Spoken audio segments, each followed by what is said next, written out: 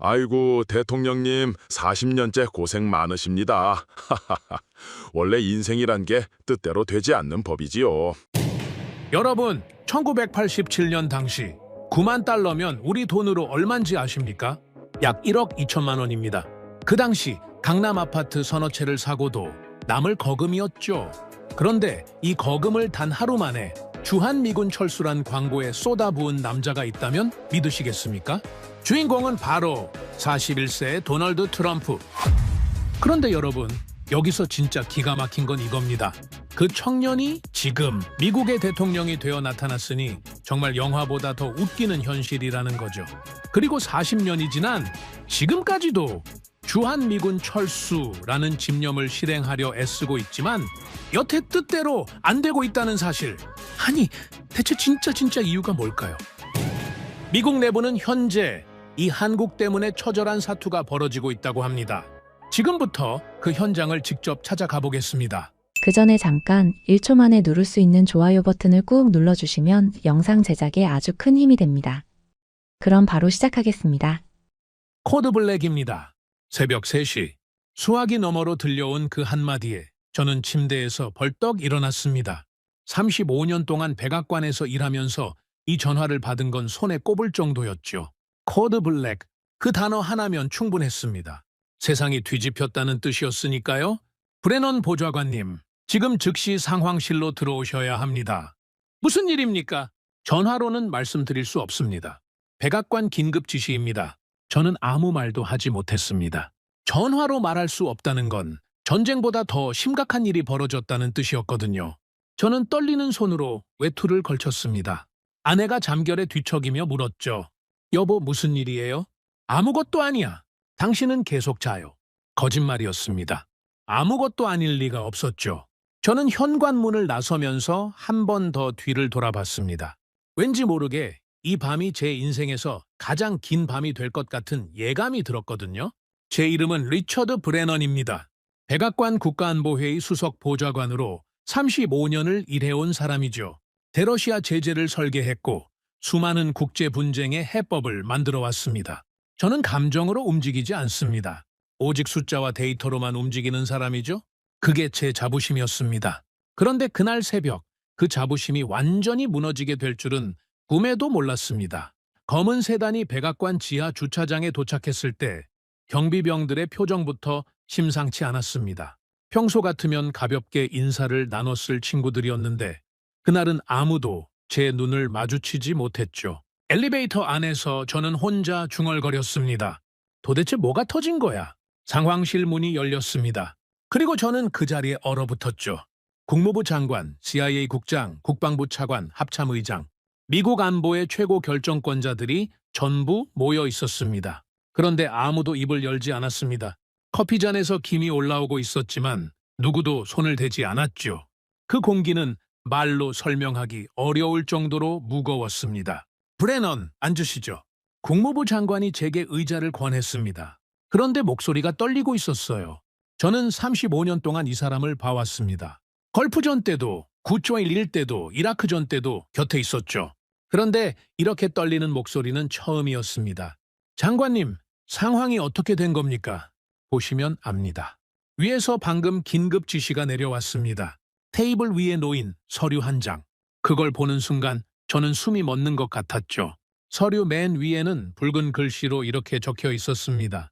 1급 기밀, 긴급 시뮬레이션 결과 보고서. 제가 서류를 집어드는데 손이 미세하게 떨렸습니다. 이런 적은 정말 오랜만이었어요. 저는 떨리는 손을 감추려고 일부러 천천히 페이지를 넘겼습니다. 그런데 첫 페이지를 보는 순간 저는 제 눈을 의심했죠. 이 숫자가 맞는 겁니까? 제 목소리가 저도 모르게 커졌습니다. 분석관 한 명이 앞으로 나왔어요. 그 젊은 친구의 손도 떨리고 있었습니다. 브레넌 보좌관님, 3번 검증했습니다. 오류 없습니다. 다시 돌려보세요. 4번, 5번이라도 말입니다. 이미 해봤습니다. 결과는 동일합니다. 저는 고개를 들고 주위를 둘러봤습니다. 모두가 저를 쳐다보고 있었죠. 그 눈빛들이 전부 같은 말을 하고 있었습니다. 당신이 믿든 안 믿든 이게 현실입니다라고 말이에요. 저는 다시 서류로 시선을 돌렸습니다. 그때 CIA 국장이 천천히 입을 열었습니다. 브레넌, 오늘 새벽 백악관에서 공식 지시가 내려왔습니다. 어떤 지시입니까? 비협조 국가에서 미군을 철수한다. 전부. 저는 제 귀를 의심했죠. 철수라니요.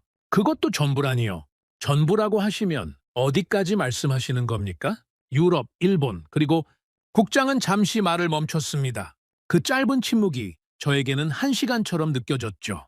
그리고 국장의 입에서 나온 다음 한마디가 그 상황실의 공기를 완전히 얼려버렸습니다. 한국입니다. 주한미군도 포함이에요. 한국. 그 단어가 공기 중에 떠 있었습니다. 아무도 숨소리조차 내지 않았죠. 저는 그 자리에 얼어붙은 채로 아무 말도 하지 못했습니다. 35년 국가안보 경력에서 이런 지시는 처음이었거든요. 국장님, 지금 이게 말이 되는 겁니까? 주한미군을 뺀다고요? 지금 한반도 상황에서요? 브레넌, 나도 처음엔 그렇게 생각했어요.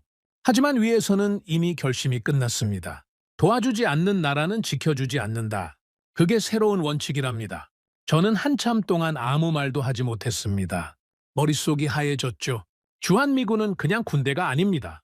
70년 동안 아시아 전체의 균형을 잡아온 축이었거든요. 그걸 뺀다는 건 판을 완전히 뒤집는다는 뜻이었습니다. 그런데 그때 국방부 차관이 제 앞에 또 다른 서류를 내려놓았습니다. 브레넌 보좌관님, 진짜 문제는 이겁니다. 이건 뭡니까? 한국 압박 시나리오 경제 시뮬레이션 결과입니다. 아까 보신 숫자, 그 숫자의 근거 자료죠. 저는 천천히 서류를 펼쳤습니다. 그리고 첫 장을 보는 순간 온몸에 소름이 돋았어요. 3개월이라고요? 네. 3개월 안에 무너집니다. 한국이 말입니까? 분석관은 천천히 고개를 저었습니다. 그리고 제 눈을 똑바로 쳐다보며 말했죠. 아니요, 보좌관님. 미국입니다. 저는 의자에 털썩 주저앉았습니다. 숫자는 거짓말을 하지 않습니다. 35년 동안 제가 믿어온 원칙이었죠. 그런데 그날 새벽 그 숫자가 저를 배신했습니다. 아니, 어쩌면 배신당한 건 제가 아니었을지도 모릅니다. 배신당한 건 우리가 35년 동안 믿어온 모든 것이었죠. 저는 떨리는 손으로 다음 장을 넘겼습니다. 반도체 공급망 붕괴, 실리콘밸리 생산 차질, 자동차 산업 연쇄 마비, 방산 부품 수급 중단. 숫자들이 제 눈앞에서 춤을 추고 있었죠. 피해 규모는 얼마입니까? 달러로 환산하면 약 400조 원에 해당하는 금액입니다. 그것도 3개월 기준이고요. 6개월이 넘어가면 회복 불가능 영역으로 들어갑니다. 400조. 저는 그 숫자를 입속에서 천천히 굴려봤습니다. 믿기지 않았죠? 우리가 한국을 압박하면 오히려 우리가 먼저 무너진다는 결론이었으니까요. 그 순간이었습니다. 제 머릿속에 뜬금없이 한 문장이 떠올랐어요. 미국이 왜 부유한 나라들을 공짜로 지켜줘야 하지? 저는 그 문장을 어디서 봤는지 기억해내려고 애썼습니다. 그리고 몇 초 후 기억이 났죠. 38년 전이었습니다. 1987년 뉴욕타임스 전면 광고였어요. 젊은 시절 트럼프가 사비를 털어서 실은 광고였죠. 그때 우리는 그걸 뭐라고 불렀는지 아십니까? 부동산 재벌의 허세라고 웃어넘겼습니다. 관심받고 싶어하는 사업가의 치기 어린 발언이라고 생각했죠. 아무도 진지하게 받아들이지 않았습니다. 그런데 그날 새벽 저는 처음으로 깨달았습니다. 그건 허세가 아니었습니다. 그건 예고였어요. 38년 전부터 이미 준비되고 있던 계획이었던 겁니다. 우리가 그걸 농담이라고 웃어넘기는 동안 그 문장은 천천히, 아주 천천히 현실이 되고 있었던 거죠. 저는 고개를 들었습니다. 상황실의 모든 사람들이 저를 쳐다보고 있었어요. 제가 무슨 말을 하기를 기다리고 있었죠. 35년 국가안보 경력의 베테랑이 이 위기에서 어떤 해법을 내놓을지 궁금해하는 눈빛들이었습니다. 그런데 저는 아무 말도 할 수가 없었습니다. 왜냐하면 해법이 없었거든요. 브레넌, 한국은 어떻게 반응할 것 같습니까? 국무부 장관이 제게 물었습니다. 저는 천천히 고개를 들었죠. 그리고 제가 35년 동안 한 번도 의심해 본 적 없는 대답을 했습니다. 한국은 따를 겁니다. 언제나 그랬으니까요. 주한미군 카드 앞에서 버틸 수 있는 나라는 없습니다. 상황실에 있던 모두가 고개를 끄덕였습니다. 당연하다는 표정이었죠. 우리는 70년 동안 그렇게 믿어왔으니까요. 한국은 우리가 멈추라면 멈추는 나라, 우리가 가라면 가는 나라. 그게 우리가 아는 한국이었습니다. 그런데 말이죠. 그 믿음이 얼마나 허망한 착각이었는지 저는 그로부터 며칠 후에 알게 됐습니다. 그리고 그 깨달음은 제 35년 인생을 완전히 바꿔놓게 되죠. 상황실을 나오면서 저는 시계를 봤습니다. 새벽 5시 17분.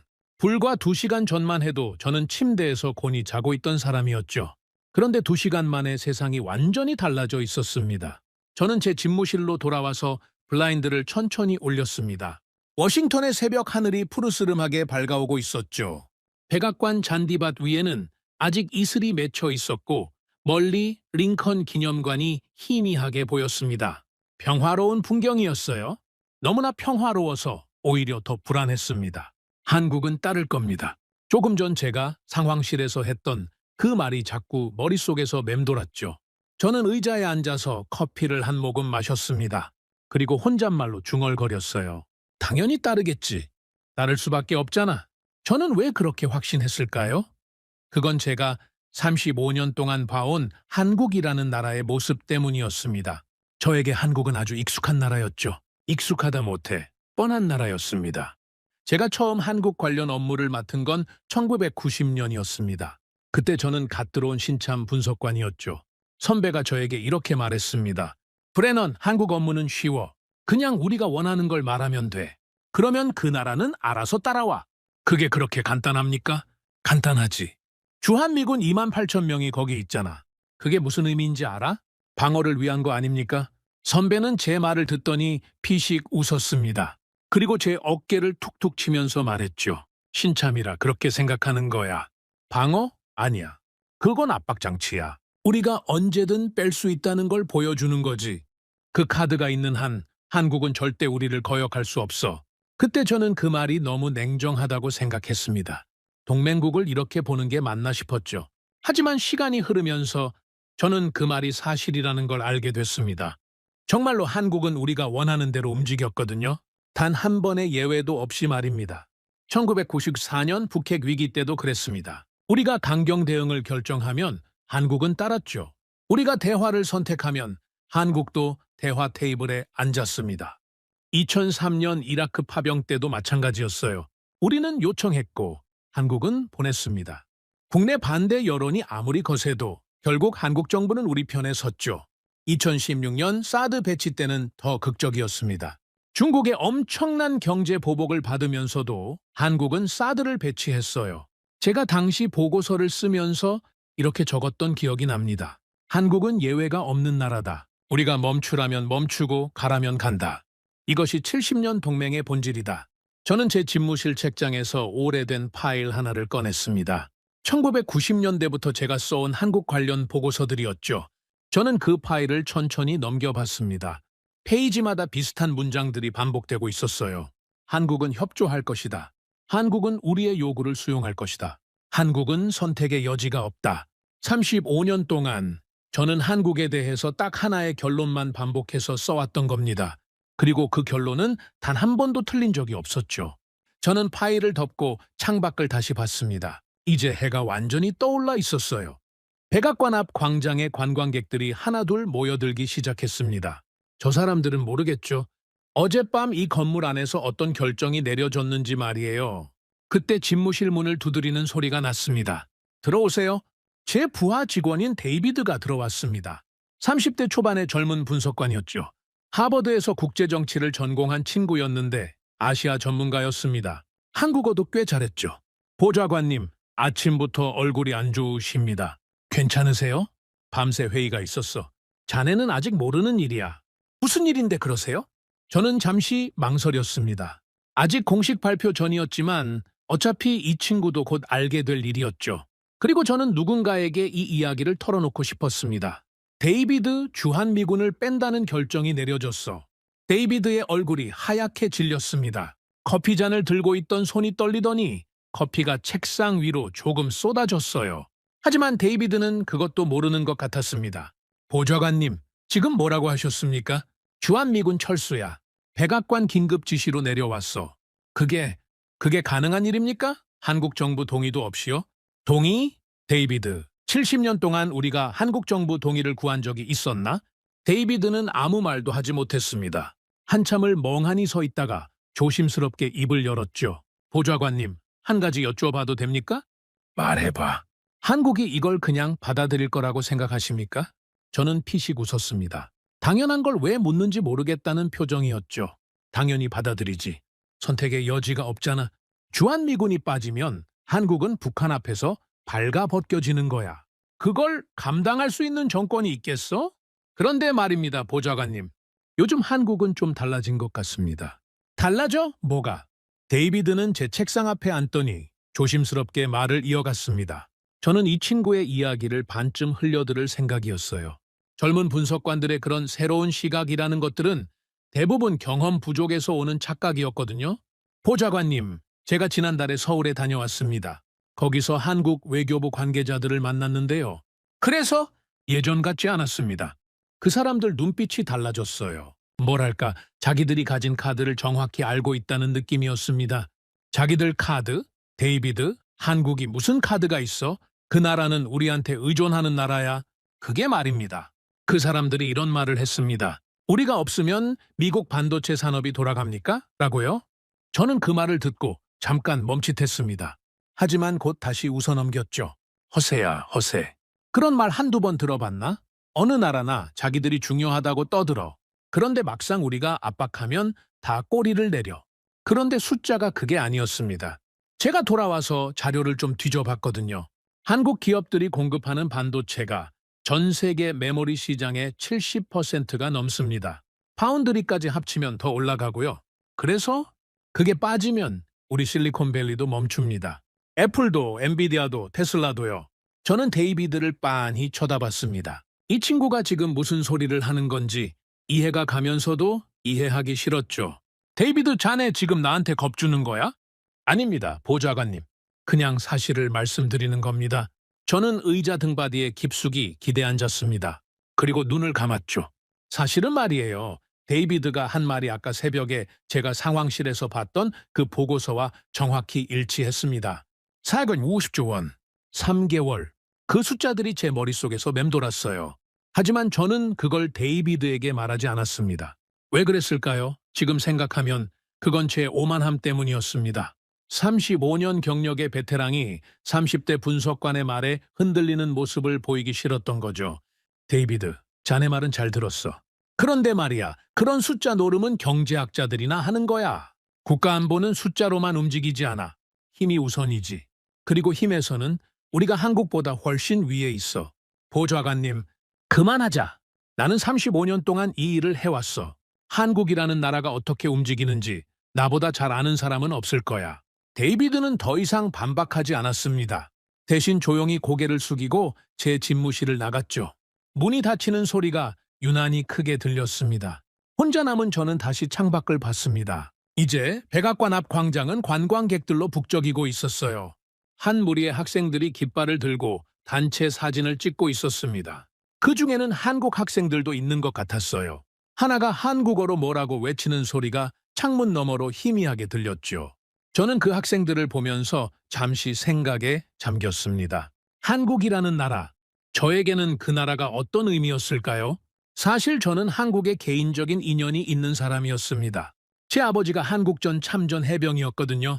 어린 시절 저는 아버지한테서 한국 이야기를 많이 들었습니다. 인천 상륙작전 이야기, 장진호 전투 이야기, 그리고 피난민들 이야기요. 아버지는 가끔 저녁 식탁에서 이런 말씀을 하셨어요. 리처드, 그 나라 사람들 말이다. 참 대단한 사람들이야. 폭격으로 집이 무너져도 다음 날이면 또 일어서더라고. 그런 사람들을 나는 본 적이 없다. 저는 어린 마음에 그 말을 들으면서 고개를 끄덕였습니다. 하지만 커서 안보 전문가가 되면서 저는 아버지의 그 말을 잊어버렸어요. 제 눈에 한국은 그냥 우리가 지켜주는 나라였을 뿐이었거든요.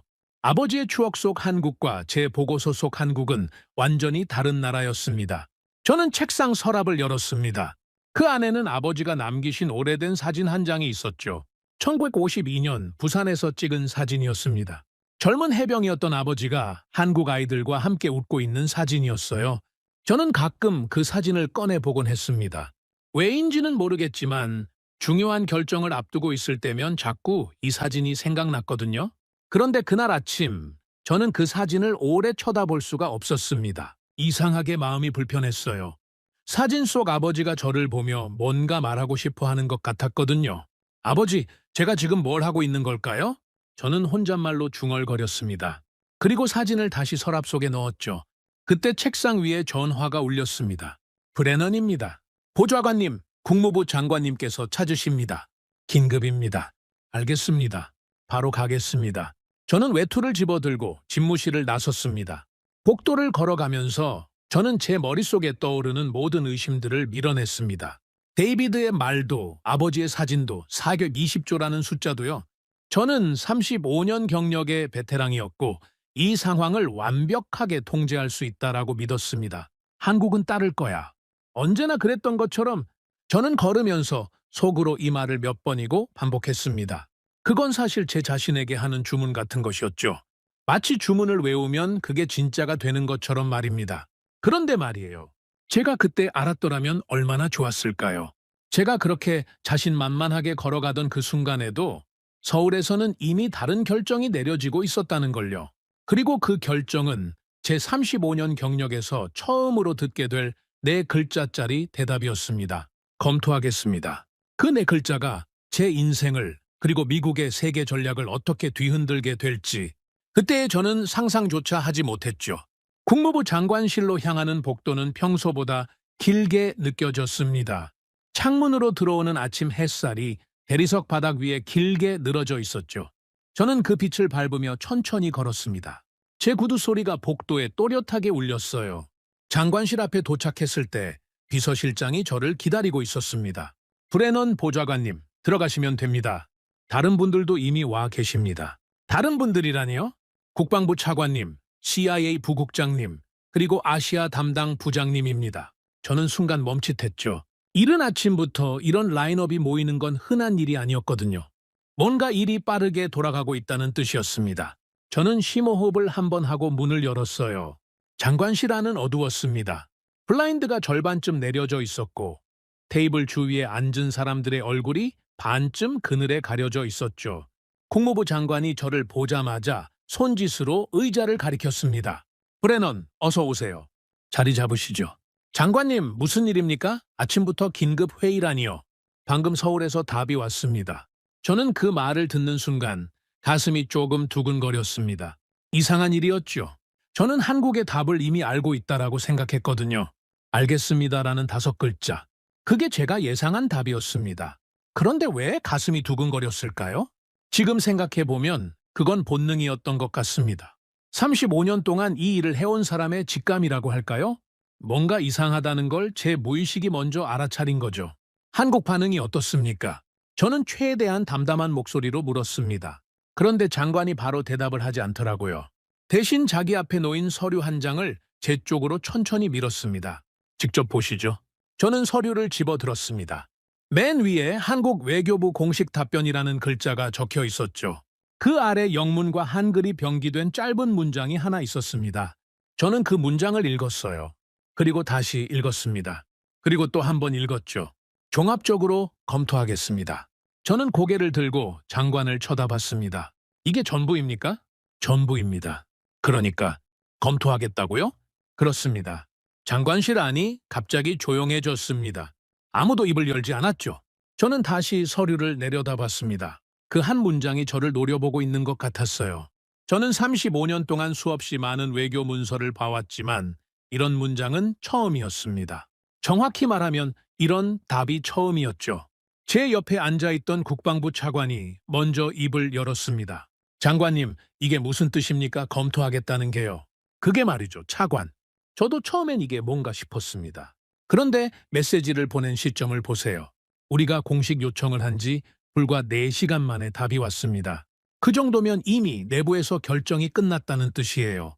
저는 그 말을 듣고 등줄기가 서늘해졌습니다. 4시간? 한국이 이런 중대한 사안에 4시간 만에 답을 보냈다는 건 이미 준비된 답이었다는 뜻이거든요. 그러니까 한국은 우리가 이런 요청을 할 거라는 걸 미리 예상하고 있었다는 얘기였습니다. 잠깐만요, 장관님. 4시간 만에 답이 왔다는 게 오히려 더 이상한 거 아닙니까? 그게 제가 지금 가장 걱정하는 부분입니다, 브래넌. CIA 부국장이 조용히 끼어들었습니다. 그는 테이블 위에 자기가 가져온 파일을 올려놓더니 천천히 펼쳤죠. 우리가 오늘 새벽 확인한 정보가 하나 있습니다. 한국 국가안보실이 어제 밤새 비상회의를 했습니다. 참석자는 국방부, 외교부, 산업통상자원부, 그리고 청와대 경제수석까지요. 어제 밤새요? 우리가 통보하기 전에요? 네. 정확히는 우리가 공식 요청을 보내기 6시간 전부터 회의가 시작됐습니다. 저는 그 말을 듣는 순간 머릿속이 하얘졌습니다. 그게 무슨 뜻이냐면요. 한국은 우리가 무슨 말을 할지 이미 알고 있었다는 겁니다. 우리가 요청하기도 전에 이미 대응 방안을 짜고 있었다는 얘기죠.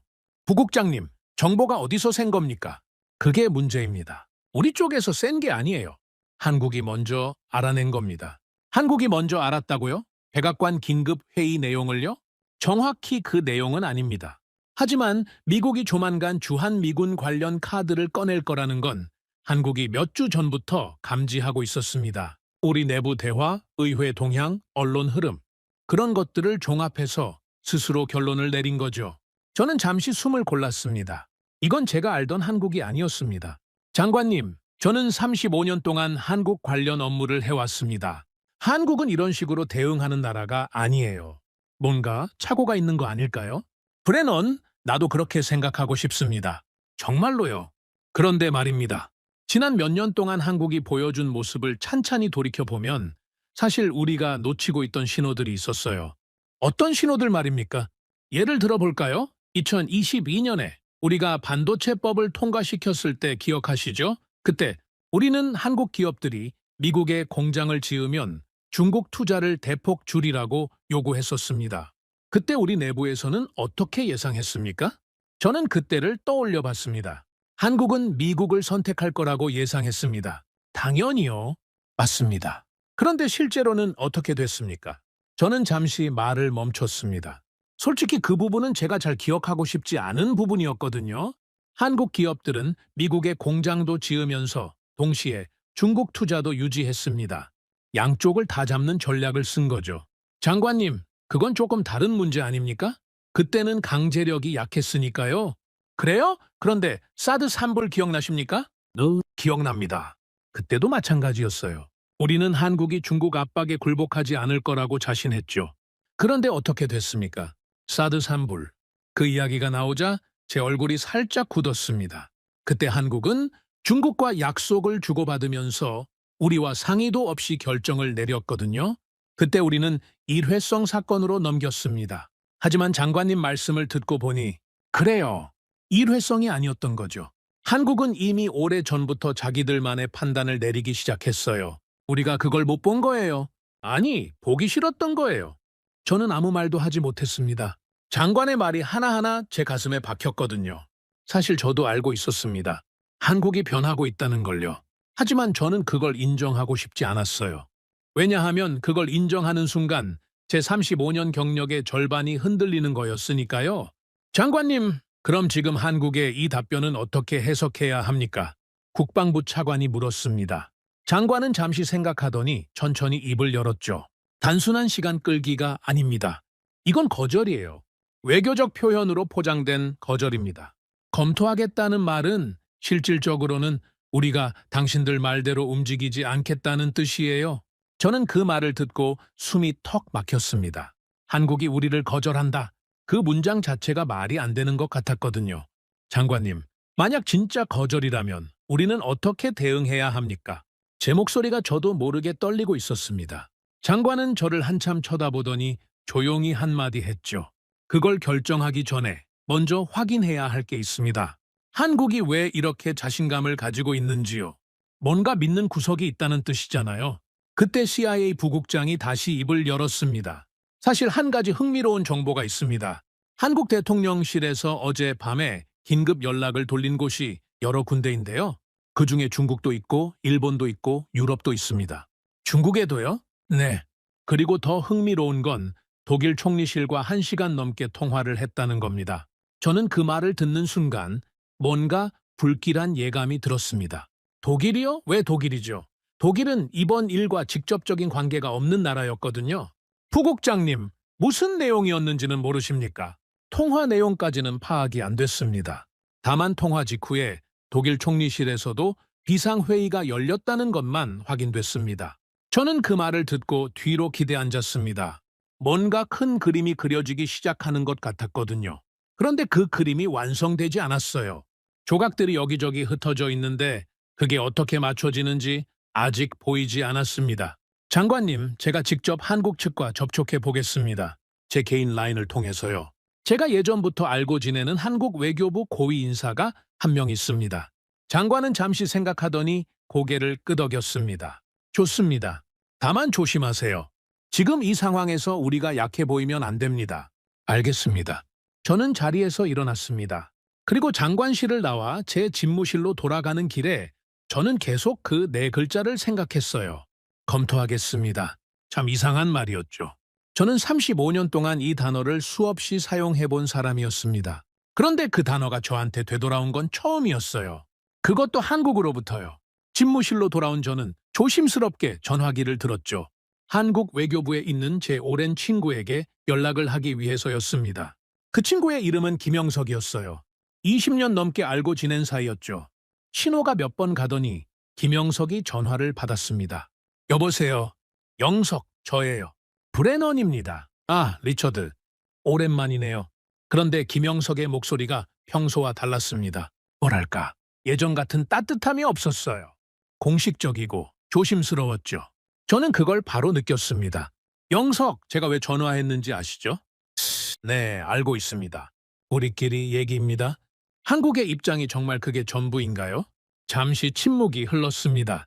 그리고 김영석이 조용히 한마디 했죠. 리처드, 이번엔 달라요. 진심으로 하는 얘기입니다. 우리는 이제 결정을 내릴 때가 됐다고 생각해요. 70년 동안 받기만 했다고 생각하지 말아주세요. 우리도 줬어요. 많이 줬습니다. 저는 그 말에 뭔가 대답하려고 입을 열었습니다. 그런데 아무 말도 나오지 않았어요. 김영석의 목소리에는 제가 한 번도 들어본 적 없는 단호함이 있었거든요. 영석, 한 가지만 물을게요. 한국은 주한미군 철수를 감당할 수 있다고 보는 겁니까? 김영석은 한참을 대답하지 않았습니다. 그리고 천천히, 아주 천천히 말했죠. 리처드, 그 질문을 우리한테 하실 게 아니에요. 미국 스스로에게 물어보세요. 미국이 주한미군 철수를 감당할 수 있는지요? 그리고 전화가 끊겼습니다. 저는 수화기를 내려놓지 못한 채로 한참을 그 자리에 앉아 있었어요. 김영석의 마지막 말이 제 머릿속에서 계속 맴돌았습니다. 미국이 감당할 수 있는지요? 그 순간 저는 처음으로 깨달았습니다. 지금 시험대에 오른 건 한국이 아니라는 걸요. 시험대에 오른 건 우리 미국이었습니다. 그리고 저는 그 시험을 우리가 통과하지 못할지도 모른다는 예감이 들었어요. 제 35년 인생에서 그런 예감이 든 건 그날이 처음이었죠. 김영석과의 통화가 끊긴 뒤 저는 한참 동안 수화기를 쳐다보고 있었습니다. 제 손이 살짝 떨리고 있었어요. 35년 경력에서 이런 떨림은 정말 오랜만이었습니다. 저는 천천히 수화기를 내려놓고 책상 위에 놓인 물컵을 집어들었죠. 물을 한 모금 마셨는데 이상하게 아무 맛도 느껴지지 않았습니다. 그때 집무실 문이 벌컥 열렸습니다. 보좌관님, 데이비드였어요. 아침에 제 집무실에 왔던 그 젊은 분석관 말입니다. 그런데 이번에는 얼굴이 완전히 다르게 변해 있었죠. 뭔가에 쫓기는 사람처럼 숨을 헐떡이고 있었습니다. 데이비드, 무슨 일이야? 왜 그래? 보좌관님, 경제분석팀에서 방금 새 시뮬레이션을 돌렸습니다. 결과가 말도 안 됩니다. 어떤 시뮬레이션인데? 한국 압박 시나리오의 두 번째 단계요. 아침에 보신 건 기본 시나리오였고요. 이번엔 한국이 실제로 저항했을 경우를 가정한 겁니다. 저는 데이비드를 쳐다봤습니다. 그리고 천천히 의자에서 일어섰죠. 데이비드의 얼굴이 평소와 너무 달랐거든요. 저는 그 표정을 보고 뭔가 심상치 않다는 걸 알았습니다. 결과가 어떻게 나왔어? 보좌관님, 직접 보셔야 합니다. 말로는 설명이 안 돼요. 저는 데이비드를 따라 지하 분석실로 내려갔습니다. 분석실 안에는 10명 남짓한 분석관들이 모니터 앞에 모여 있었죠. 그런데 그 사람들이 전부 저를 쳐다봤습니다. 무슨 말을 해야 할지 모르겠다는 표정들이었어요. 팀장 어디 있나? 여기 있습니다, 보좌관님. 중년의 여성 분석관 한 명이 앞으로 나왔습니다. 경제분석팀장인 캐서린이었죠. 그녀는 손에 두툼한 보고서를 들고 있었는데 그 보고서를 저에게 넘기기 전에 잠시 머뭇거렸습니다. 보좌관님, 마음의 준비를 하시고 보세요. 캐서린, 35년 동안 이 일을 하면서 마음의 준비가 필요한 보고서는 많이 봤어. 빨리 보여줘. 캐서린은 고개를 한번 저었습니다. 그리고 보고서를 제 손에 올려놓았죠. 저는 첫 페이지를 펼쳤습니다. 그리고 숫자를 본 순간 제 손이 멈췄습니다. 이게 이 숫자가 맞아? 네, 맞습니다. 3번 검증했습니다. 3개월이 아니잖아. 여기 2개월 반이라고 되어 있는데. 네, 맞습니다. 한국이 적극적으로 저항할 경우 미국 경제가 버틸 수 있는 시간은 2개월 반입니다. 저는 다음 장을 넘겼습니다. 그리고 다음 장, 또 다음 장을요. 페이지를 넘길 때마다 숫자들이 더 무섭게 변했습니다. 번도스. 한국이 공급을 중단할 경우 미국 내 반도체 재고는 약 6주분. 그 이후부터는 실리콘밸리 전체가 마비됩니다. 애플, 엔비디아, AMD, 퀄컴 이 회사들이 전부 생산을 멈춰야 했어요. 스마트폰도, 노트북도, 자동차도, 심지어 미사일과 전투기 부품까지요. 저는 그 페이지를 읽으면서 손이 점점 차가워지는 걸 느꼈습니다.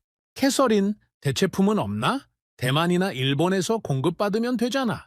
보좌관님, 그게 문제입니다. 대만 TSMC의 최첨단 공정은 한국 장비와 소재에 의존하고 있습니다. 그리고 일본은요, 한국 부품이 없으면 반도체 장비 자체를 못 만듭니다. 그게 무슨 소리야? 전 세계 반도체 공급망이 이미 한국을 중심으로 재편되어 있다는 얘기입니다. 우리가 그걸 10년 넘게 못 본 거예요. 저는 보고서를 테이블 위에 내려놓았습니다. 그리고 천천히 의자에 앉았죠. 다리에 힘이 빠지는 느낌이었습니다. 캐서린, 배터리는 어때? 보좌관님, 배터리는 반도체보다 더 심각합니다. 더 심각하다고? 네. 미국 전기차 산업의 핵심 배터리는 한국 기업 3곳이 공급합니다. LG 에너지 솔루션, 삼성 SDI, 에스코니오. 이 3회사가 빠지면 테슬라도, GM도, 포드도 전부 멈춥니다. 저는 고개를 들었습니다. 캐서린의 얼굴은 이미 창백해져 있었어요. 그리고 말입니다. 보좌관님, 더 무서운 사실이 있습니다. 미국 전기차에 들어가는 배터리의 핵심 소재 중 하나가 있는데요. 그 소재를 전 세계에서 안정적으로 공급할 수 있는 나라가 딱 한 곳입니다. 어느 나라? 한국입니다. 저는 눈을 감았습니다. 머리가 지끈거리기 시작했어요. 저는 35년 동안 국제 안보를 설계해온 사람이었습니다. 그런데 그 35년 동안 저는 이런 숫자들을 제대로 본 적이 없었던 겁니다. 아니, 어쩌면 봤어도 못 본 척했던 거죠. 캐서린, 계속해. 방산 쪽도 보셔야 합니다. 방산? 네? 우리 F-35 전투기 부품 중 상당수가 한국에서 제작됩니다. 그리고 우리 해군의 차세대 함정에 들어가는 일부 핵심 부품도요. 한국이 공급을 멈추면 우리 군수산업도 심각한 타격을 입습니다. 저는 그 말을 듣고 헛웃음이 나왔습니다. 이건 말이 안 되는 상황이었거든요. 캐서린, 우리 군수산업이 한국에 의존한다고? 세계 최강의 미군이 동맹국 부품에 의존한다고? 보좌관님, 의존하는 게 아니라 통합된 겁니다. 30년에 걸쳐서요. 우리가 한국을 하청업체로 생각하는 동안 실제로는 우리 공급망이 한국과 하나가 된 거죠. 저는 잠시 말을 멈췄습니다. 머릿속에서 온갖 생각들이 뒤엉키고 있었죠. 한국이 이걸 알고 있을까? 네. 한국이 자기들이 가진 카드의 진짜 가치를 알고 있을까? 자기들이 공급을 멈추면 미국이 2개월 반 만에 무너진다는 걸 알고 있을까? 캐서린은 저를 한참 쳐다봤습니다. 그리고 조용히 말했죠. 보좌관님, 제 생각에는 이미 알고 있는 것 같습니다. 왜 그렇게 생각해? 아침에 한국이 보낸 답변 때문입니다. 검토하겠다는 그 4글자요. 그렇게 자신 있게 답할 수 있다는 건 자기들이 어떤 카드를 쥐고 있는지 정확히 안다는 뜻이에요. 저는 고개를 끄덕였습니다. 캐서린의 말이 맞았어요. 한국이 그렇게 차분하게 그리고 단호하게 답할 수 있었던 이유는 바로 이 숫자들 때문이었던 겁니다. 한국은 자기들이 가진 힘을 정확히 알고 있었어요. 알고 있는 정도가 아니라 이미 오래전부터 계산해두고 있었던 거죠. 저는 자리에서 일어났습니다. 캐서린, 이 보고서 4본을 만들어줘. 장관님께 바로 올려야겠어. 이미 준비해뒀습니다. 여기 있습니다. 저는 4본을 받아들고 분석실을 나왔습니다. 복도를 걸어가는데 다리가 후들거렸어요. 저는 벽에 손을 짚고 잠시 멈춰 섰습니다. 숨을 고르고 싶었거든요. 4대 20조. 저는 혼잣말로 중얼거렸습니다. 아침에 봤던 그 숫자였죠. 한국을 압박했을 때 미국이 입을 피해 규모요. 그런데 그게 전부가 아니었던 겁니다. 그건 그냥 첫 번째 계산이었을 뿐이었어요. 실제 피해는 그보다 훨씬 더 컸습니다. 저는 머릿속에서 계산을 해봤습니다. 반도체 산업 마비, 배터리 공급 중단, 방산 부품 공급 차질, 그리고 그게 연쇄적으로 일으킬 수많은 파급 효과들, 실업, 주가 폭락, 달러 가치 하락, 국제 신용도 타격, 이 모든 걸 합치면 숫자는 1,000조를 넘길 수도 있었습니다. 그리고 그 모든 일이 2개월 반 만에 벌어지는 거였죠. 저는 장관실로 올라가는 엘리베이터 안에서 거울에 비친 제 모습을 봤습니다. 얼굴이 완전히 창백해져 있었어요. 저는 35년 동안 국제 안보의 최전선에서 일해온 사람이었습니다. 9.11도 겪었고, 이라크전도 겪었고, 금융위기도 겪었죠. 그런데 그 어떤 위기에서도 제 얼굴이 이렇게 창백해진 적은 없었습니다. 엘리베이터가 멈췄습니다. 저는 장관실로 걸어갔죠. 비서실장이 저를 보더니 뭔가 말하려고 했어요. 보좌관님, 장관님께서 지금 긴급입니다. 바로 들어가야 합니다. 저는 비서실장을 지나쳐 장관실 문을 열었습니다. 장관은 전화를 받고 있었죠. 저를 보더니 손짓으로 잠깐 기다리라고 했습니다. 저는 의자에 앉지도 못하고 그 자리에 서 있었어요. 장관이 전화를 끊고 저를 쳐다봤습니다. 브레넌, 얼굴이 왜 그래요? 장관님, 이걸 보셔야 합니다. 저는 보고서를 테이블 위에 올려놓았습니다. 장관은 천천히 보고서를 펼쳤어요. 그리고 첫 페이지를 본 순간 그의 표정이 굳었습니다. 이게 뭡니까? 2차 시뮬레이션 결과입니다. 한국이 적극 저항할 경우의 시나리오입니다. 장관은 아무 말도 하지 않고 페이지를 넘겼습니다. 한 장, 두 장, 세 장. 장관의 얼굴이 점점 하얗게 변해갔죠. 그리고 마지막 장을 덮고 나서 장관은 한참 동안 침묵했습니다. 브레네언, 네, 장관님. 이 보고서 다른 사람이 또 봤습니까? 경제 분석팀이 봤습니다. 그리고 저 장관님까지요? 일단 이 보고서는 여기서 멈춥시다. 네? 위로 올리지 말고요. 우리끼리만 아는 걸로 합시다. 저는 장관을 쳐다봤습니다. 이해가 안 됐거든요. 장관님, 이건 지금 당장 보고해야 할 사안입니다. 우리가 한국을 잘못 건드리면 미국이 2달 반 만에 주저앉습니다. 브레넌, 나도 알아요. 그런데 이 숫자가 위로 올라가는 순간 무슨 일이 벌어질지 생각해봤어요? 저는 잠시 생각해봤습니다. 그리고 깨달았죠. 이 숫자가 대통령에게 올라가는 순간 미국의 자존심은 완전히 무너지는 겁니다. 세계 최강 대국이 한국이라는 한 나라의 공급망에 이렇게까지 의존하고 있다는 사실. 그걸 인정하는 건 35년 동안 우리가 쌓아온 모든 자부심을 스스로 부정하는 일이었어요. 장관님, 그래도 올려야 합니다. 숨길 수는 없습니다. 올릴 겁니다. 하지만 올리는 방식이 중요해요. 그냥 올리면 위에서 받아들이지 못합니다. 그분들은 이 숫자를 믿고 싶어 하지 않을 거예요. 저는 고개를 끄덕였습니다. 장관의 말이 맞았어요. 사실 저도 이 숫자를 믿고 싶지 않았거든요. 하지만 숫자는 거짓말을 하지 않습니다. 그건 제가 35년 동안 붙잡고 살아온 원칙이었죠. 장관님, 한 가지만 여쭤봐도 되겠습니까? 말해보세요. 우리가 언제부터 이렇게 된 겁니까? 언제부터 한국이 이렇게 중요한 나라가 된 거죠? 저는 35년 동안 한국을 봐왔는데 이런 적이 없었습니다. 장관은 잠시 창밖을 쳐다봤습니다. 그리고 천천히 입을 열었죠. 브레넌, 그게 우리의 착각이에요. 한국은 어느 날 갑자기 중요해진 게 아닙니다. 천천히, 아주 천천히 이렇게 되어온 거예요. 우리가 바빠서, 아니 우리가 오만해서 그걸 못 본 거죠. 못 본 게 아니라 안 본 거 아닐까요? 그럴지도 모르겠네요. 저는 장관실을 나왔습니다. 복도를 걸어가는데 창문 너머로 워싱턴의 한낮 풍경이 보였어요. 평화로운 풍경이었습니다. 저 밖에 있는 사람들은 지금 우리가 어떤 상황에 처해 있는지 전혀 모르고 있었죠. 저는 창문 앞에 잠시 멈춰 섰습니다. 그리고 속으로 이렇게 생각했어요. 숫자가 우리를 배신한 게 아니야? 숫자는 처음부터 진실을 말하고 있었어.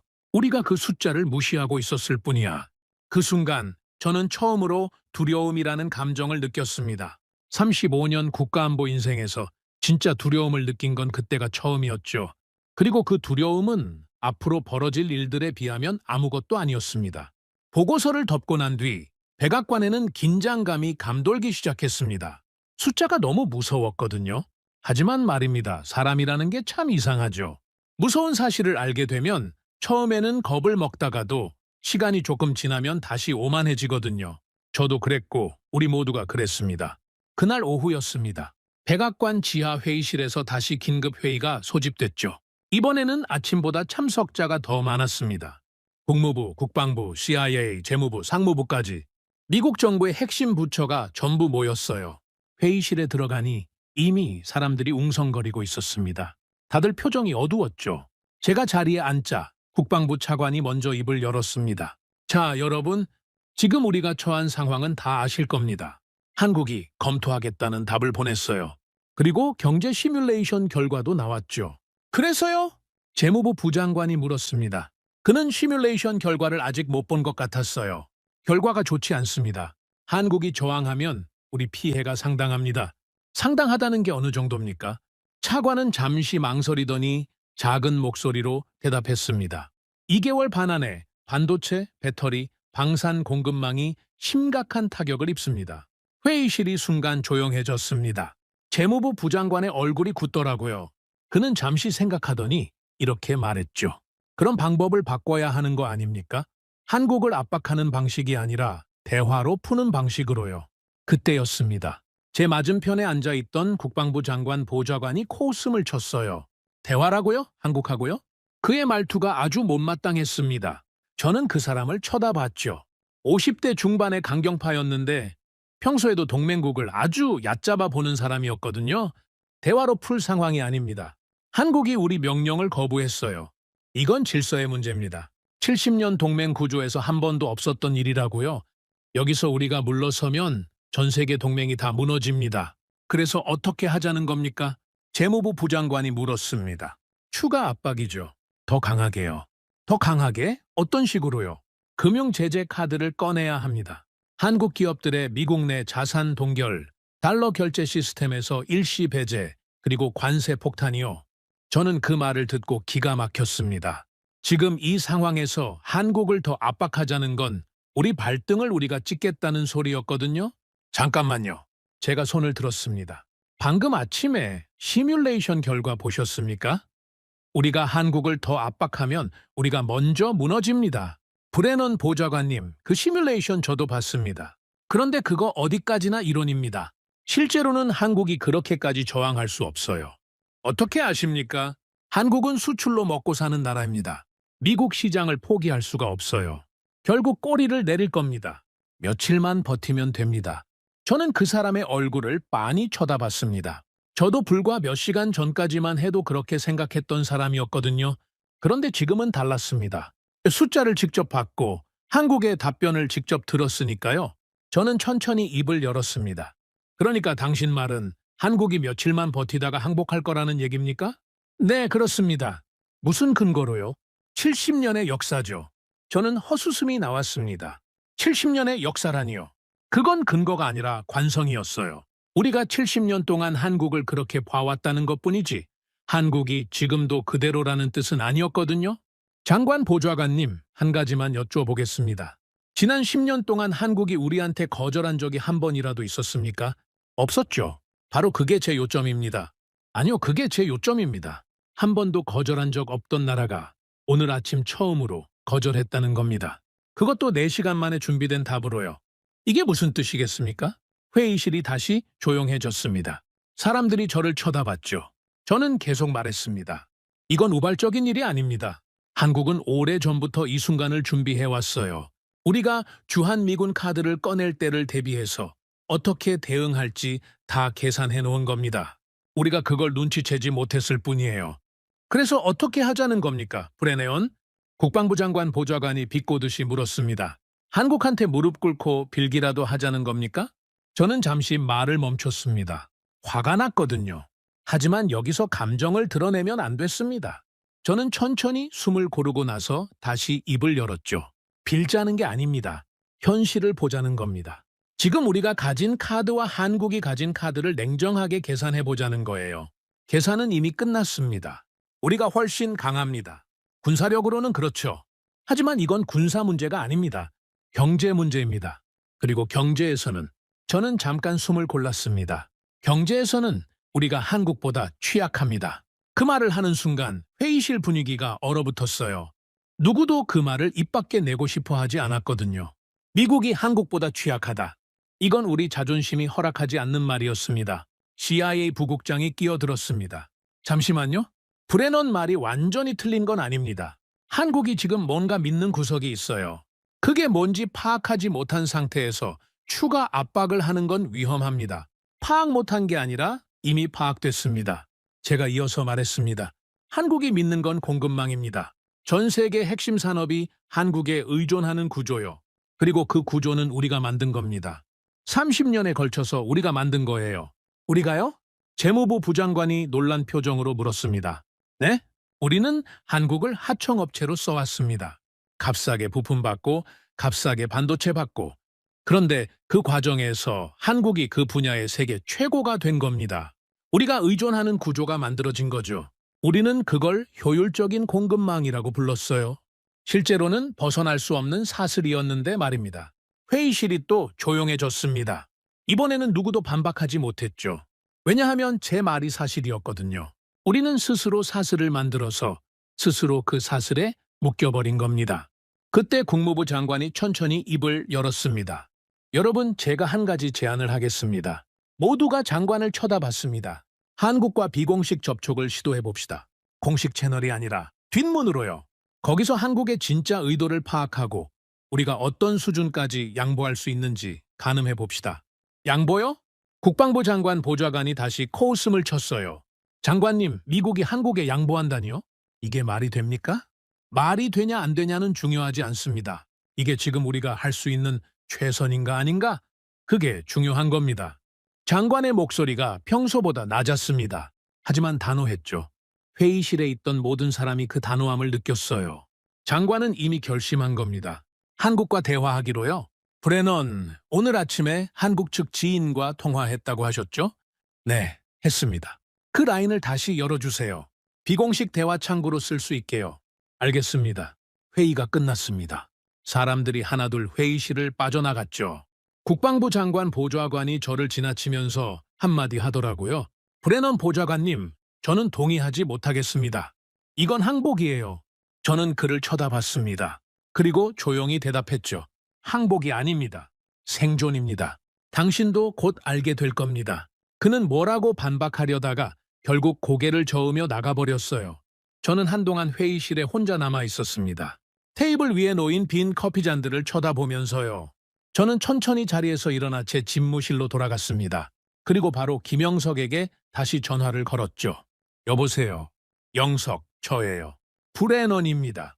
김영석은 잠시 침묵하더니 낮은 목소리로 물었습니다. 리처드, 무슨 일이에요?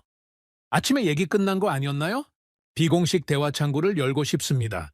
저와 영석, 이렇게 둘이서요? 공식 기록 남기지 않고요? 비공식 창구요? 네. 우리 정부가 한국의 진짜 의도를 알고 싶어 해요. 공식 채널로는 서로 본심을 말할 수가 없잖아요. 잠시 침묵이 흘렀습니다. 저는 김영석이 거절할까봐 조마조마했어요. 하지만 그는 천천히 입을 열더군요. 좋아요. 그런데 조건이 있습니다. 말씀하세요. 이 대화에서 제가 드리는 말씀은 미국이 한국을 관리 대상이 아니라 대등한 파트너로 본다는 전제에서만 유효합니다. 그게 아니면 저는 아무것도 말할 수 없어요. 저는 순간 숨이 멎었습니다. 대등한 파트너. 그 단어가 제 가슴에 박혔거든요.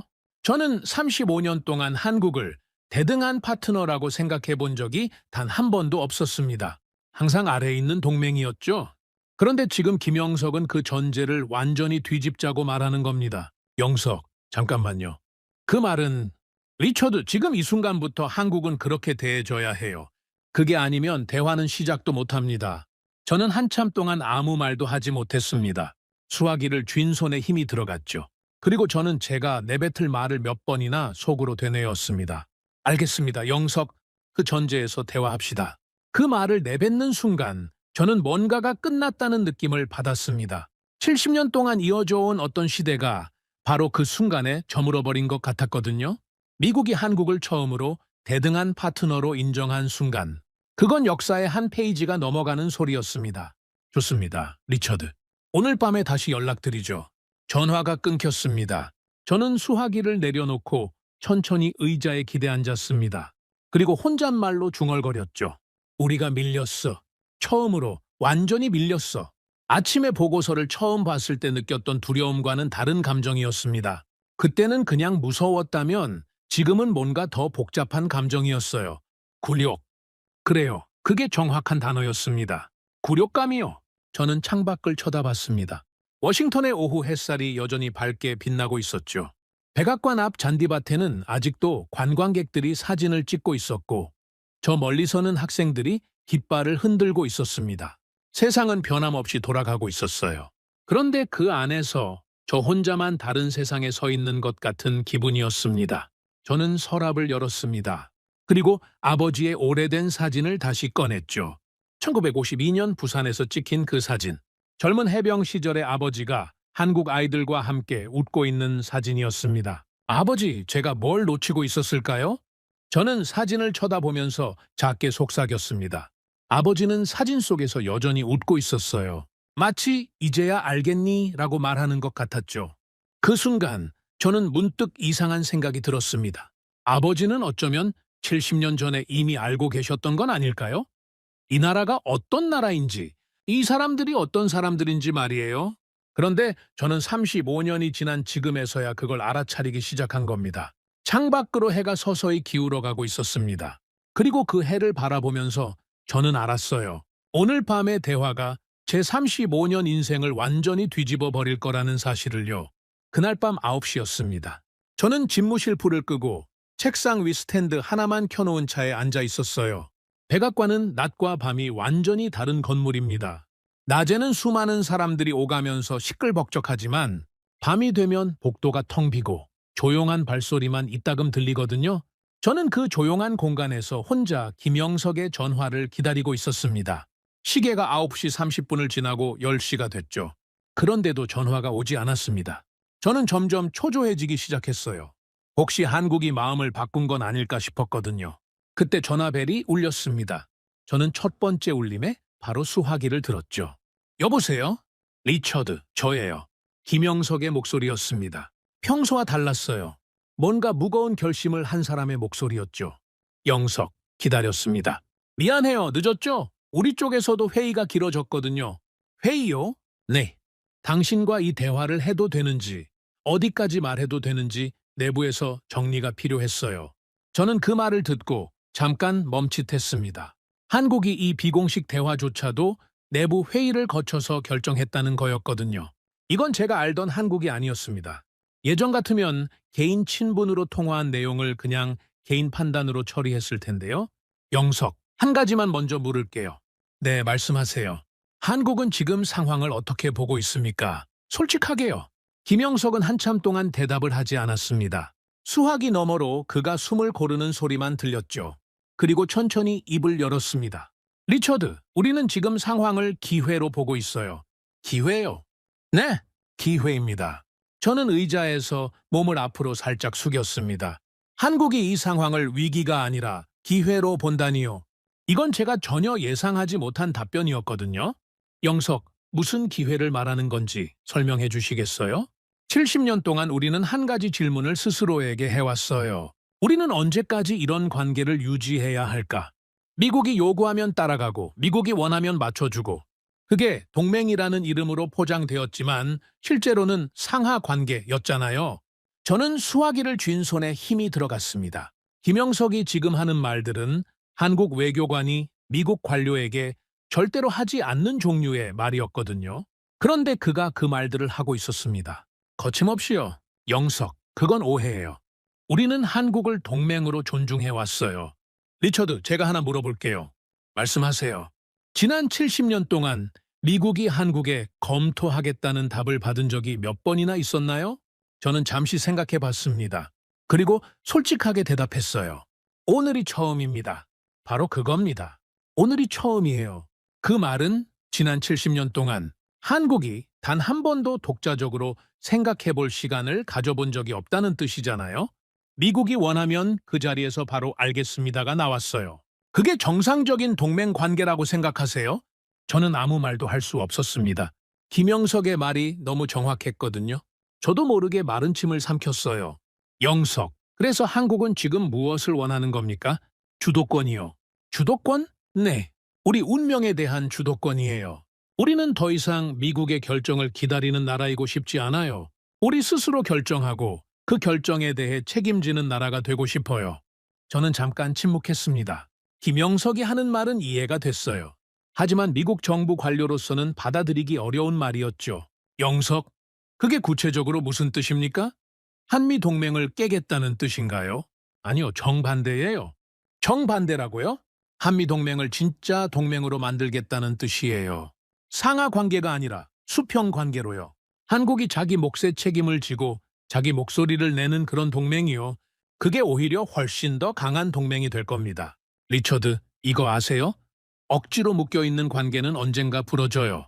하지만 대등하게 묶인 관계는 훨씬 오래 갑니다. 저는 그 말을 듣고 한참 동안 생각에 잠겼습니다. 김영석의 논리는 빈틈이 없었어요. 반박할 수가 없었죠. 오히려 제가 설득당하고 있다는 느낌까지 들었습니다. 영석, 그럼 주한미군 문제는 어떻게 생각하십니까? 제가 조심스럽게 물었습니다. 이게 오늘 대화의 가장 민감한 부분이었거든요. 리처드, 주한미군 얘기를 하기 전에 제가 한 가지 질문을 드려도 될까요?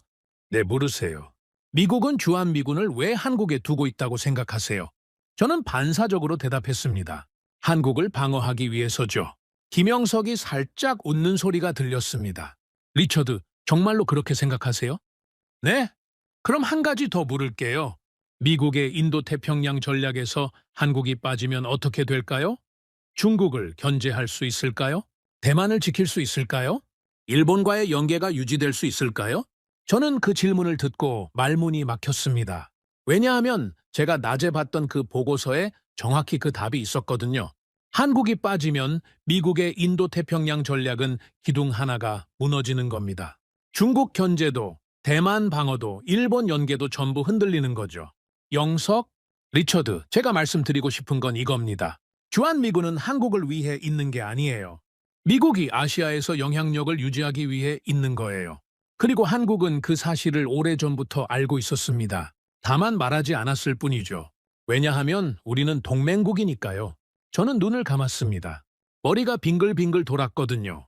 김영석이 지금 말하는 건 제가 35년 동안 다녀온 모든 회의, 모든 보고서, 모든 결정의 전제를 완전히 뒤집는 얘기였어요. 우리는 한국을 지켜준다고 생각해 왔습니다.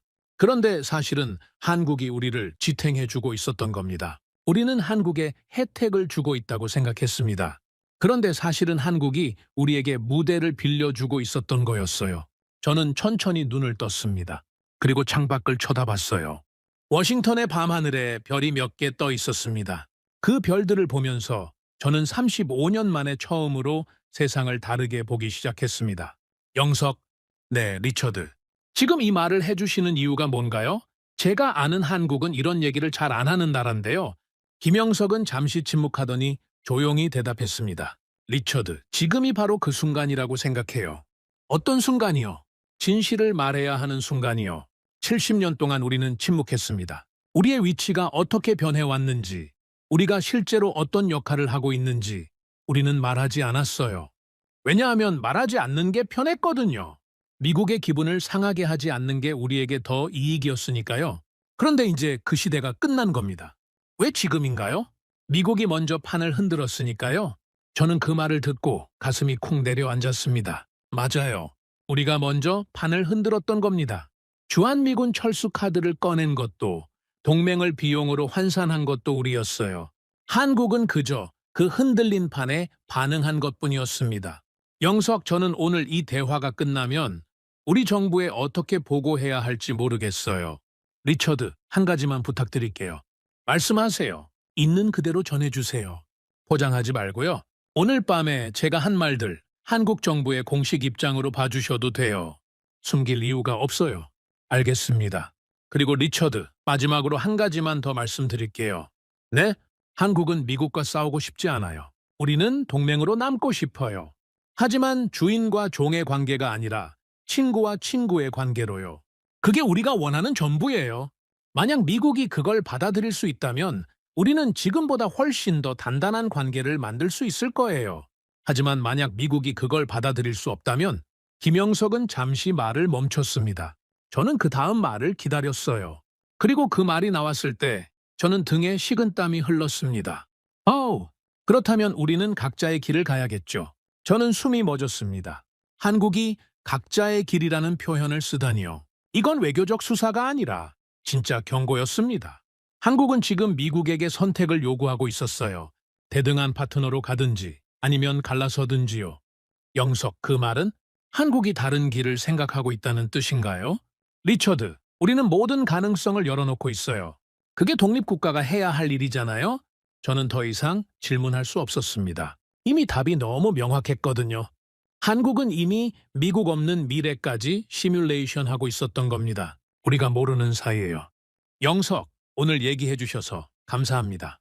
리처드, 저도 감사합니다. 이런 대화를 할 수 있는 사람이 미국 쪽에 있어서 다행이에요. 마지막으로 한 가지만요. 네, 말씀하세요. 오늘 우리가 나눈 얘기, 제가 내일 아침에 장관님께 그대로 전해도 되겠습니까? 네, 전해주세요. 그리고 제 이름도 밝히셔도 돼요. 한국 정부는 이 대화를 숨길 생각이 없어요. 전화가 끊겼습니다. 저는 한참 동안 수화기를 귀에 대고 있었어요. 아무 소리도 들리지 않는데 수화기를 내려놓을 수가 없었습니다. 김영석의 마지막 말들이 제 머릿속에서 계속 맴돌았거든요. 각자의 길. 그 네 글자가 제 가슴을 찔렀습니다.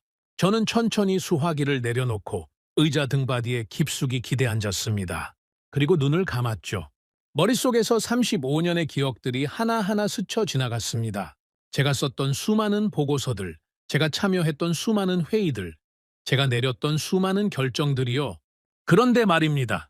그 모든 기억들이 오늘 밤을 기준으로 완전히 다른 의미로 다가오고 있었습니다. 예전에는 한국이 미국을 따랐다고 생각했던 장면들이 지금은 한국이 참아줬다로 보이기 시작했거든요. 예전에는 우리가 한국을 지켰다고 생각했던 순간들이 지금은 우리가 한국 위에 서 있었다로 바뀌고 있었습니다. 그때 집무실 문을 두드리는 소리가 났습니다. 시계를 보니 밤 11시가 넘어 있었어요. 들어오세요. 문이 열리고 데이비드가 들어왔습니다. 아직 퇴근하지 않고 있었던 모양이에요. 보좌관님, 불이 켜져 있길래 와봤습니다. 괜찮으세요? 저는 데이비드를 쳐다봤습니다. 아침에 이 친구가 저에게 했던 말들이 떠올랐어요. 한국이 달라졌다는 얘기, 자기가 봤던 한국 외교관들의 눈빛이 달라졌다는 얘기요. 저는 그때 이 친구의 말을 제대로 듣지 않았습니다. 경험 부족에서 나오는 착각이라고 생각했거든요.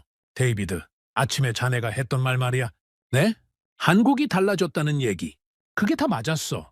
데이비드는 잠깐 멈칫하더니 천천히 제 책상 앞으로 다가왔습니다. 보좌관님, 무슨 일이 있었습니까? 많은 일이 있었지. 그런데 가장 큰 일은 말이야.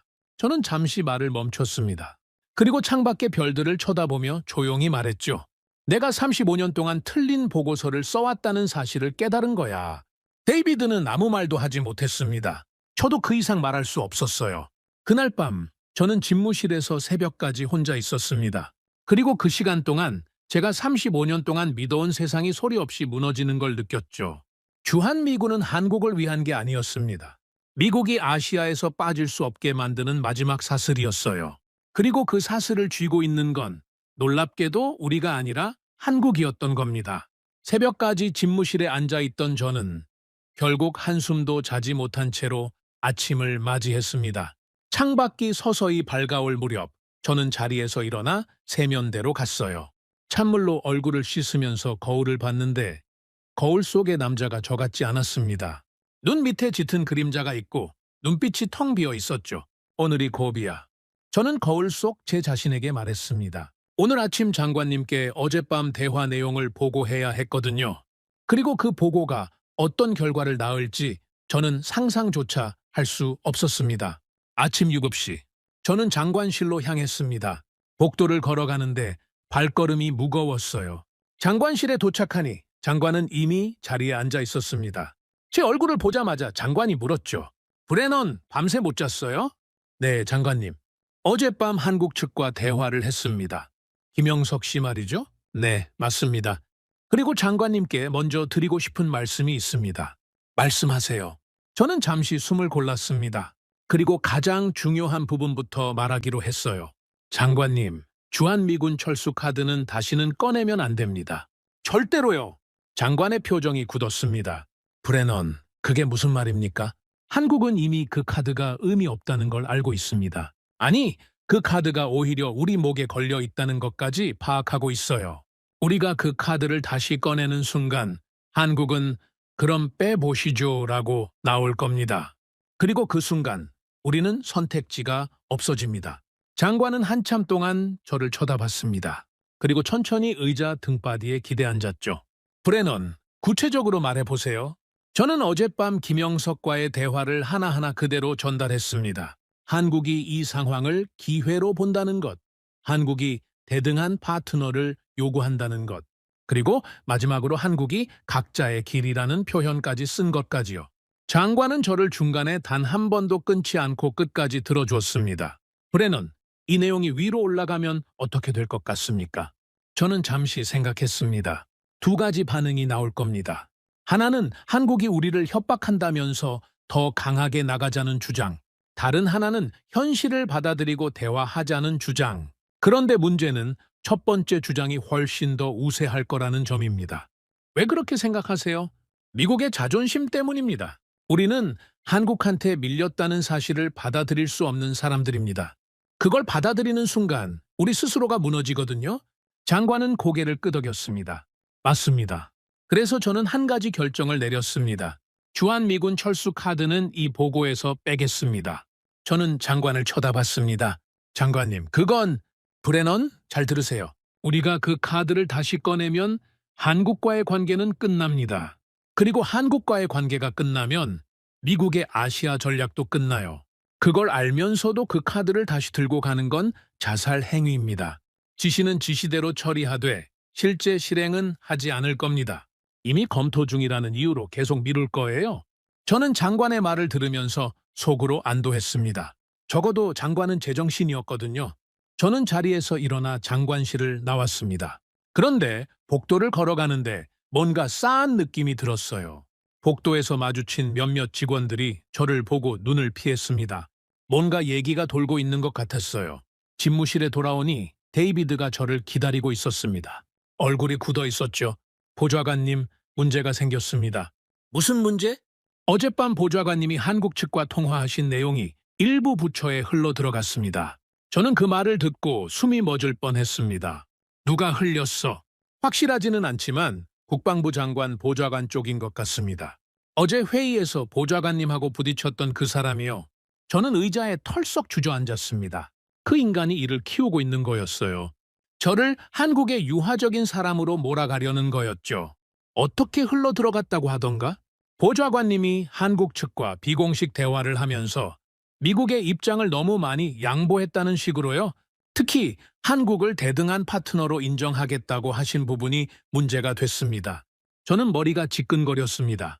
그 말은 제가 한 말이 아니라 김영석이 조건으로 내건 거였거든요. 그런데 그게 제 말처럼 둔갑해서 돌아다니고 있는 겁니다. 오후 2시. 저는 긴급 소집된 회의실로 향했습니다. 회의실에 들어가자 몇몇 사람들이 저를 싸늘한 눈으로 쳐다봤습니다. 특히 국방부 장관 보좌관은 아예 대놓고 저를 노려봤어요. 자리에 앉자마자 수석 참모가 먼저 입을 열었습니다. 브레넌 보좌관님, 어젯밤 한국 측과 비공식 대화를 하셨다고 들었습니다. 그 대화에서 미국의 입장을 명확하게 전달하셨습니까? 한국 측의 입장을 먼저 들었습니다. 먼저 들으셨다고요? 네. 비공식 대화의 목적이 상대방의 진짜 의도를 파악하는 거였으니까요. 수석 참모의 표정이 살짝 일그러졌습니다. 그는 서류를 한 장 들어 올렸어요. 여기 보고서가 있습니다. 보좌관님이 한국 측에게 미국이 한국을 대등한 파트너로 인정하겠다고 약속하셨다는 내용입니다. 사실입니까? 회의실의 모든 시선이 저에게 쏠렸습니다. 저는 그 순간 선택의 기로에 섰어요. 여기서 부인하면 저는 안전해집니다. 하지만 그건 진실이 아니었어요. 정확히 말씀드리겠습니다. 한국 측이 그 조건을 먼저 내걸었고 저는 그 조건을 받아들여 대화를 계속했습니다. 왜냐하면 그 조건을 받아들이지 않으면 대화 자체가 불가능했거든요. 그럼 사실상 약속하신 거 아닙니까? 약속이 아닙니다. 대화의 전제였을 뿐입니다. 그리고 제가 드리고 싶은 말씀은 그게 아닙니다. 그럼 뭡니까? 저는 심호흡을 한번 하고 가방에서 경제 시뮬레이션 보고서를 꺼냈습니다. 그리고 테이블 위에 올려놓았죠. 이겁니다. 한국과 대등한 파트너가 되느냐 마느냐가 중요한 게 아닙니다. 이 숫자를 보고 우리가 어떻게 살아남을 것인가가 중요한 겁니다. 회의실이 조용해졌습니다. 수석 참모가 보고서를 집어들었어요. 그리고 첫 페이지를 읽는 순간 그의 얼굴이 굳어갔습니다. 이게? 이 숫자가 정확한 겁니까? 3번 검증했습니다. 2개월 반 만에 미국 경제가 심각한 타격을 받습니다. 그리고 만약 우리가 주한미군 철수 카드를 다시 꺼내면 한국은 그 카드를 빼라고 할 겁니다. 그리고 우리는 빼지 못할 겁니다. 왜냐하면 빼는 순간 아시아 전체가 흔들리니까요. 저는 잠시 숨을 고르고 말을 이었습니다. 그래서 저는 한 가지 제안을 드리겠습니다. 주한미군 철수 카드는 지금부터 우리 논의에서 완전히 제외합시다. 다시는 꺼내지 맙시다. 그 카드를 손에 쥐고 있는 것 자체가 우리에게 독이 됩니다. 회의실의 공기가 얼어붙었습니다. 누구도 입을 열지 않았죠. 국방부 장관 보좌관조차도 아무 말을 하지 못했습니다. 왜냐하면 보고서의 숫자가 그 사람의 입을 막아버렸거든요. 수석 참모가 보고서를 천천히 내려놓았습니다. 그리고 저를 쳐다봤어요. 그의 표정에는 아까의 공격성이 사라져 있었습니다. 대신 뭔가 다른 감정이 자리 잡고 있었죠. 그건 두려움이었습니다. 브레넌 보좌관님, 이 보고서는 좀 더 검토한 뒤에 다시 논의하겠습니다. 오늘 회의는 여기까지 하죠. 사람들이 하나둘 자리에서 일어났습니다. 다들 말이 없었어요. 저도 일어나서 회의실을 나가려고 했죠. 그때 국방부 장관 보좌관이 제 옆을 지나가면서 낮은 목소리로 한마디 했습니다. 브레넌, 이게 끝이라고 생각하지 마세요. 저는 그를 쳐다봤습니다. 그리고 아무 말도 하지 않고 회의실을 나왔어요. 복도를 걸어가는데 등 뒤에서 누군가가 저를 따라오는 발소리가 들렸습니다. 뒤를 돌아보니 수석 참모였어요. 브레넌 보좌관님, 잠깐만요. 네, 수석님. 그 보고서 말입니다. 정말 위에 올릴 생각이십니까? 저는 그를 쳐다봤습니다. 그리고 조심스럽게 대답했어요. 올려야 한다고 생각합니다. 수석은 잠시 침묵하더니 제 어깨에 손을 얹었습니다. 브레넌, 올리는 순간 당신 커리어가 끝날 수도 있어요. 위에서는 이런 보고를 좋아하지 않습니다. 알고 있습니다. 그런데도 올리실 겁니까? 저는 그의 눈을 똑바로 쳐다봤습니다. 그리고 천천히 대답했죠. 35년 동안 저는 진실을 숨기는 보고서를 써본 적이 없습니다. 지금 와서 바꾸고 싶지는 않습니다. 그리고 이 보고서를 올리지 않으면 더 큰 위기가 올 겁니다. 저는 그걸 감당할 자신이 없어요. 수석은 제 어깨에서 손을 떼고 말없이 고개를 끄덕였습니다. 그리고 반대 방향으로 걸어가 버렸죠. 저는 그의 뒷모습을 한참 동안 쳐다봤습니다. 복도의 긴 그림자 위를 걸어가는 그의 모습이 왠지 제 자신의 모습처럼 보였어요. 진실과 자리 사이에서 흔들리는 한 사람의 뒷모습이요. 저는 집무실로 돌아왔습니다. 책상에 앉아서 보고서를 다시 한번 펼쳐봤어요. 숫자들이 저를 노려보고 있었습니다. 그리고 그 숫자 뒤에는 제가 35년 동안 쌓아온 모든 신념이 흔들리고 있었죠. 저는 보고서를 서랍에 넣고 창밖을 쳐다봤습니다. 오후에 햇살이 천천히 기울어가고 있었어요. 그로부터 2달이 흘렀습니다. 저는 결국 보고서를 위로 올렸고 예상했던 대로 많은 일이 벌어졌죠. 저는 자리에서 밀려났습니다. 공식적으로는 건강상의 이유로 조기 은퇴였지만 실제로는 정치적 희생양이었어요. 하지만 이상하게도 저는 그날 서운하지 않았습니다. 오히려 어깨가 가벼워지는 느낌이었죠. 35년 만에 처음으로 저는 자유로웠습니다. 은퇴 후 한 달쯤 지났을 때 저는 한 가지 결심을 했습니다. 서울에 가보기로요? 제 평생 한국 관련 보고서를 수천 장 넘게 썼지만 실제로 서울 땅을 밟아본 건 그때가 처음이었습니다. 참 아이러니한 일이죠. 평생 한국을 알고 있다고 생각했던 사람이 한 번도 그 나라에 가본 적이 없었으니까요. 인천공항에 내렸을 때 저는 먼저 공기부터 느꼈습니다. 뭐랄까, 제가 상상했던 것과 달랐어요. 제 머릿속 한국은 여전히 70년 전 아버지가 말씀하셨던 그 피난민들의 나라였거든요. 그런데 눈앞에 펼쳐진 건 완전히 다른 세상이었습니다. 공항에서 서울 시내로 들어가는 길에 저는 창밖을 계속 쳐다봤습니다. 거대한 도시가 끝없이 펼쳐져 있었어요. 높은 빌딩들, 깨끗한 도로, 빠르게 달리는 차들, 질서정연하게 움직이는 사람들. 저는 택시 기사에게 어설픈 영어로 물었습니다. 서울은 이 정도였습니까? 네, 손님, 이 정도입니다. 택시 기사는 웃으면서 대답했어요.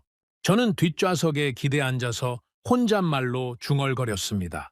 나는 이 나라를 전혀 몰랐구나. 서울에서 저는 며칠을 머물렀습니다. 관광을 한 게 아니라 그냥 걸어 다녔어요. 명동 거리를 걷고 한강변을 걷고 경복궁을 걷고 남산에 올랐죠. 걸으면서 저는 계속 아버지 생각을 했습니다. 아버지가 살아 계셨다면 지금 이 모습을 보고 뭐라고 하셨을까? 아버지는 1952년에 부산을 기억하셨을 겁니다. 폭격으로 무너진 집들, 배고픔에 울고 있던 아이들, 그리고 추위에 떨던 피난민들을요. 그런데 그 나라가 이렇게 됐습니다. 70년 만에요. 남산에 올라갔을 때 저는 서울 시내 전체가 내려다 보이는 자리에 한참 동안 서 있었습니다. 해가 지고 있었어요. 하나둘 도시의 불빛이 켜지기 시작하더라고요. 수백만 개의 불빛이 저 아래에서 반짝이고 있었습니다. 저는 그 광경을 보면서 가슴이 뭉클했습니다. 아버지, 보고 계십니까? 저는 작게 속삭였습니다. 아버지 말씀이 맞았어요. 이 나라 사람들은 정말 대단한 사람들이었어요. 저는 35년이 지나서야 겨우 알게 됐네요. 그때 제 옆에 서 있던 한국 노인 한 분이 저를 힐끔 쳐다봤습니다. 70대쯤 되어 보이는 분이었어요. 저는 어색하게 웃으면서 인사를 건넸습니다. 안녕하세요. 안녕하세요. 그분은 한국말로 대답하시더니 영어로 물으셨어요. 미국에서 오셨습니까? 네, 미국 사람입니다. 서울은 처음이세요? 네, 처음입니다. 그런데 처음이 아닌 것 같기도 합니다. 제 아버지가 한국전 참전 해병이셨거든요. 노인의 눈빛이 살짝 바뀌었습니다. 그리고 천천히 고개를 숙이시더라고요. 고맙습니다. 아버님께 감사드린다고 전해주세요. 아버지는 이미 돌아가셨습니다. 그럼 하늘에 계신 아버님께 감사드린다고 전해드리고 싶습니다. 저는 그 말을 듣는 순간 울컥했습니다. 70년 전에 있었던 일을 이 노인은 아직도 기억하고 계셨던 겁니다. 한 번 받은 은혜를 평생 잊지 않는 사람들. 그게 이 나라 사람들이었어요. 선생님, 한 가지 여쭤봐도 될까요? 말씀하세요. 한국은 어떻게 이렇게 일어섰습니까? 아무것도 없던 나라가 어떻게 이렇게 됐습니까? 노인은 잠시 남산 아래 펼쳐진 서울 시내를 쳐다보셨습니다. 그리고 천천히 대답하셨어요. 우리는 받은 만큼 돌려줘야 한다고 배웠어요. 부모한테 받은 건 자식한테 돌려주고 나라한테 받은 건 나라한테 돌려주고요. 그래서 열심히 일했어요. 그것뿐입니다. 저는 그 대답을 듣고 한참 동안 말을 잇지 못했습니다. 이렇게 단순한 답이었어요. 하지만 이렇게 단순한 답을 저는 35년 동안 한 번도 생각해 본 적이 없었습니다. 저는 늘 한국이 왜 저렇게 움직이는가를 전략과 이해관계로만 분석해 왔거든요. 그런데 이 노인의 대답에는 전략도 없고 이해관계도 없었습니다. 그냥 받은 만큼 돌려준다는 단순한 원칙만 있었어요. 저는 호텔로 돌아왔습니다. 그리고 그날 밤 오랜만에 아버지 사진을 꺼냈어요. 1952년 부산에서 찍힌 그 사진이었죠. 아버지는 여전히 젊은 해병의 모습으로 웃고 계셨습니다. 아버지, 저는 사진을 보면서 속삭였습니다. 제가 35년 동안 한국에 대해서 쓴 보고서들 말입니다. 그 보고서들이 전부 틀렸더라고요. 저는 한국을 우리가 관리하는 나라라고 썼어요. 우리가 지켜주는 나라라고 썼고요. 그런데 실제로는 그게 아니었습니다. 한국은 우리가 관리할 수 있는 나라가 아니었어요. 한국은 스스로 서 있는 나라였습니다. 그리고 우리는 그 위에 얹혀 있었던 거예요. 저는 사진을 가슴에 꼭 안았습니다. 아버지, 제가 너무 늦게 알아서 죄송합니다. 아버지는 처음부터 알고 계셨는데 저는 35년이 걸렸네요. 다음 날 아침, 저는 전쟁 기념관에 갔습니다. 미국 해병대가 한국전에서 어떻게 싸웠는지 전시된 곳이 있었어요. 저는 그 전시실에 오랫동안 머물렀습니다. 사진들 속에서 아버지와 같은 나이의 젊은 미국 해병들이 웃고 있었거든요. 그 중에는 돌아오지 못한 사람도 많았을 겁니다. 전시실을 나오면서 저는 방명록에 한 줄을 적었습니다. 우리는 이 나라를 지켜주러 왔다고 믿었습니다. 그런데 70년이 지난 지금 이 나라가 우리를 지켜주고 있었다는 걸 알게 됐습니다. 고맙습니다. 그리고 미안합니다. 펜을 내려놓고 방명록을 덮는데 제 손이 살짝 떨리더라고요. 저는 그 떨림의 의미를 그 자리에서는 몰랐습니다. 한참 뒤에야 알게 됐죠. 그건 평생 무언가를 움켜쥐고 살던 사람이 처음으로 그걸 내려놓는 순간의 떨림이었어요. 그날 저녁, 저는 한강을 걸었습니다. 해가 완전히 지고 서울의 야경이 강물 위에 비치고 있었어요. 저는 벤치에 앉아서 그 풍경을 한참 동안 쳐다봤습니다. 그리고 속으로 저 자신에게 마지막 질문을 던졌어요. 35년 동안 나는 무엇을 움직이고 있다고 믿었을까? 저는 세계를 움직이고 있다고 믿었습니다. 동맹을 관리하고 전략을 설계하고 카드를 쥐고 흔든다고 믿었죠. 그런데 그날 한강변에서 저는 처음으로 깨달았습니다. 움직이고 있던 건 제가 아니었어요. 움직이고 있던 건 우리도 아니었습니다. 움직이고 있던 건 바로 이 나라였어요. 아무도 모르게 조용히, 그러나 멈추지 않고요. 70년 동안 이 나라는 한 걸음씩 앞으로 나아가고 있었습니다. 우리가 관리하고 있다고 착각하는 동안에도요. 저는 강물 위에 비친 불빛들을 쳐다보면서 조용히 말했습니다. 고맙습니다, 대한민국. 그리고 미안합니다. 35년이나 걸려서요. 바람이 불었습니다. 한강의 바람은 생각보다 부드러웠어요. 저는 그 바람 속에서 아버지의 목소리가 들리는 것 같았습니다. 리처드, 이제야 알았구나. 저는 눈을 감았습니다. 그리고 천천히 고개를 끄덕였죠. 네, 아버지. 이제야 알았습니다. 35년이 걸렸지만 지금이라도 알아서 다행입니다. 제 인생의 마지막에 이 깨달음을 가지고 갈 수 있어서 정말 다행입니다. 한강의 물결은 여전히 조용히 흐르고 있었습니다. 그리고 저는 그 자리에 오래도록 앉아 있었어요. 제 35년 인생에서 그렇게 마음이 편안한 밤은 처음이었습니다. 오늘의 사연은 여기까지입니다. 구독과 좋아요는 영상 제작에 아주 큰 힘이 됩니다. 지금까지 감동테라스 저는 소희였습니다. 오늘도 우리 구독자님들의 가정에 따뜻한 행복이 가득하시길 진심으로 바라겠습니다. 긴 영상 끝까지 시청해주셔서 정말 감사합니다. 내일 더 좋은 이야기로 찾아뵙겠습니다. 감사합니다.